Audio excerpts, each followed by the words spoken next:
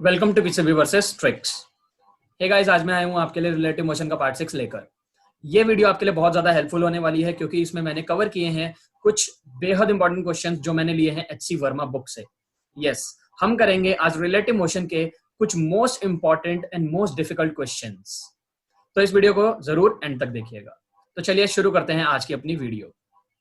तो आज का हमारा पहला क्वेश्चन कहता है that we have three particles A B and C that are situated at the vertices of an equilateral triangle ABC of side D at t equal to 0.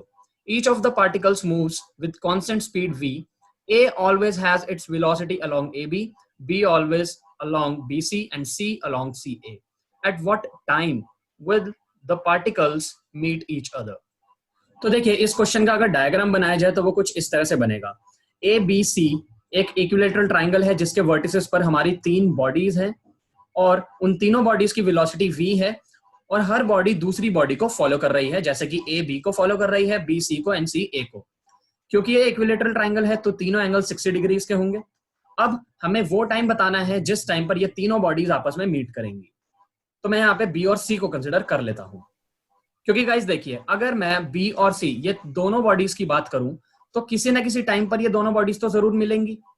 और जो case B और सी बॉडीज के बीच में है वही case ए और B bodies के बीच में भी है और वही केस ए और सी बॉडीज के बीच में भी है।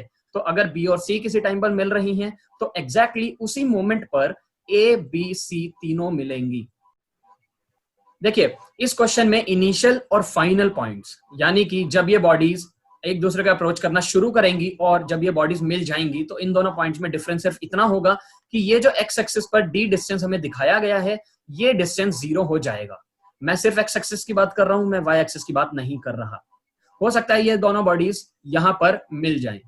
तो इस केस में इन दोनों बॉडीज ने एक्स एक्सिस पर भी डिस्टेंस ट्रेवल किया और वाई एक्सिस पर भी डिस्टेंस ट्रेवल किया। बट मैं यहाँ पे वाई एक्सिस की बात नहीं करूंगा क्योंकि देखिए, बी और सी बॉडीज, इन दोनों में से कोई भी बॉडी ये डी डिस्टेंस पूरा कवर नहीं करने वाली। लेकिन अगर मैं रिलेटिव मोशन का कंसेप्ट लाता हूं तो ये जो डी डिस्टेंस है ये मेरा बन जाएगा रिलेटिव डिस्टेंस। यस, मेरे पास एक डिस्टेंस आ जाएगा that is my relative distance and that is D units. जो बी और सी की रिलेटिव वेलोसिटी का एक्स एक्सिस वाला कंपोनेंट होगा वो अगर मैं निकाल लेता हूं तो मेरा टाइम इजीली आ जाएगा speed equal to distance upon time के फॉर्मूला से। और इसके लिए मुझे बी और सी दोनों बॉडीज की एक्स एक्सिस वाली वेलोसिटी चाहिए जिससे मैं इनकी relative velocity along the x axis निकाल लूंगा। अब ये कंसेप्ट आपको बहुत अच्छे से समझ आएगा। देखिए, मैंने v के दो कंपोनेंट्स दिखाए हैं। एक्स एक्सिस वाला कंपोनेंट होगा v/2 क्योंकि ये कंपोनेंट होगा v cos 60 डिग्री और y एक्सिस वाला कंपोनेंट होगा √3/2v। इससे मुझे कोई लेना देना नहीं है, मुझे सिर्फ एक्स एक्सिस वाले कंपोनेंट पे फोकस करना है। देखिए, b का एक्स एक्सिस वाला कंपोनेंट और c का एक्स एक्सिस वाला कंपोनेंट मुझे मिल चुके हैं। मैं इनकी रिलेटिव वेलोसिटी निकाल सकता हूं और मेरे पास रिलेटिव डिस्टेंस है d मीटर्स। दैट मींस इनको रिलेटिवली जो डिस्टेंस ट्रेवल करना है वो होगा d मीटर्स या d यूनिट्स। तो मेरे पास रिलेटिव डिस्टेंस है, मेरे पास रिलेटिव वेलोसिटी आ जाएगी, तो मैं इजीली टाइम निकाल सकता हूं। और यही था इस क्वेश्चन का बेसिक कंसेप्ट। तो देखिए, हमारा रिलेटिव डिस्टेंस होगा d यूनिट्स। मैंने यहाँ पे relative velocity of b with respect to c दिखाया है, that is v minus v/2 and this will be equal to 3v/2। हमारा जो टाइम होगा जो हमें निकालना है वो होगा relative distance divided by the relative velocity and that is d upon 3v/2।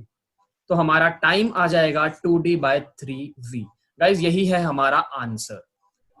The second question is an elevator is descending with uniform acceleration.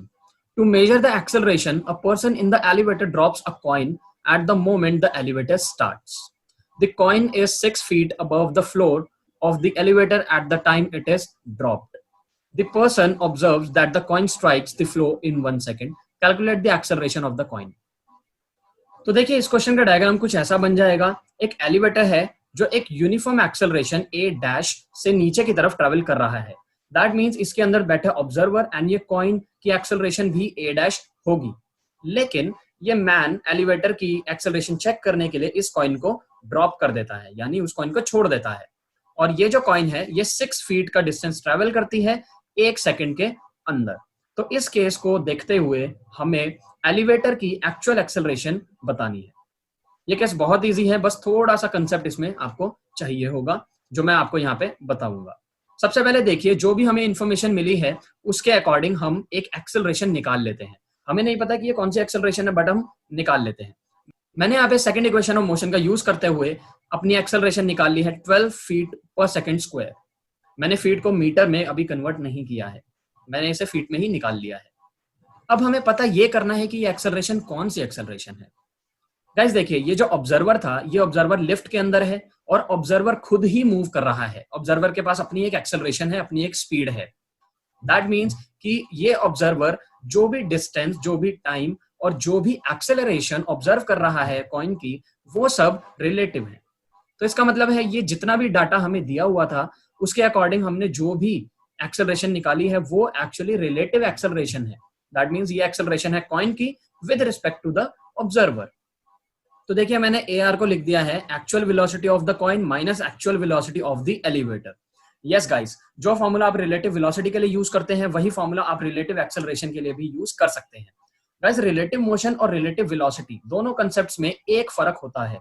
Relative velocity is a part of relative motion.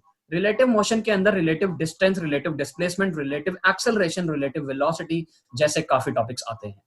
और चूंकि ये 1D का question था तो मैंने यहाँ पे vector sign नहीं यूज किए हैं, आप यहाँ पे वेक्टर साइन भी यूज कर सकते हैं। तो देखिए, अगर हमें एक्सेलरेशन ऑफ एलिवेटर यहाँ पे निकालना है तो सिर्फ हमें actual acceleration of the coin पता करना है और ये क्वेश्चन हमारा बहुत इजीली सॉल्व हो जाएगा। तो देखते हैं वो कैसे होगा। तो देखिए, जैसे ही एलिवेटर में बैठे इस ऑब्जर्वर ने इस कॉइन को ड्रॉप किया, वैसे ही ग्राउंड पर बैठे हुए इस ऑब्जर्वर को दिखाई दिया कि ये कॉइन अब फ्री हो चुका है और ये कॉइन अब किसी के इन्फ्लुएंस में नहीं है एंड ये कॉइन अब फ्री फॉल कर रहा है। तो इसका मतलब ग्राउंड पर बैठे हुए ऑब्जर्वर को कॉइन की जो एक्सेलरेशन दिखाई देगी वो होगी acceleration due to gravity. Yes, तो इसका मतलब है that the actual acceleration of the coin is g। तो देखिए, चूंकि मेरी relative acceleration feet per second square में है तो मैंने g को भी फीट पर सेकंड स्क्वायर में कन्वर्ट कर दिया है, that is 32 feet per second square. Conversion factor आपको यहाँ साइड में गिवन है। तो हमारा जो एक्सेलरेशन ऑफ द एलिवेटर आ जाता है वो आ जाता है 20 फीट पर सेकंड स्क्वायर। तो देखिए गाइस, इस क्वेश्चन में सिर्फ रिलेटिव एक्सेलरेशन का कंसेप्ट यूज हुआ था। तो ऐसे ही बहुत सारे अलग अलग कंसेप्ट्स के क्वेश्चंस करने के लिए बने रहें इस चैनल पे। वीडियो पसंद आई हो तो लाइक कमेंट जरूर करें, कोई भी सजेशन हो तो कमेंट बॉक्स में कमेंट करें and subscribe this channel. Thank you so much.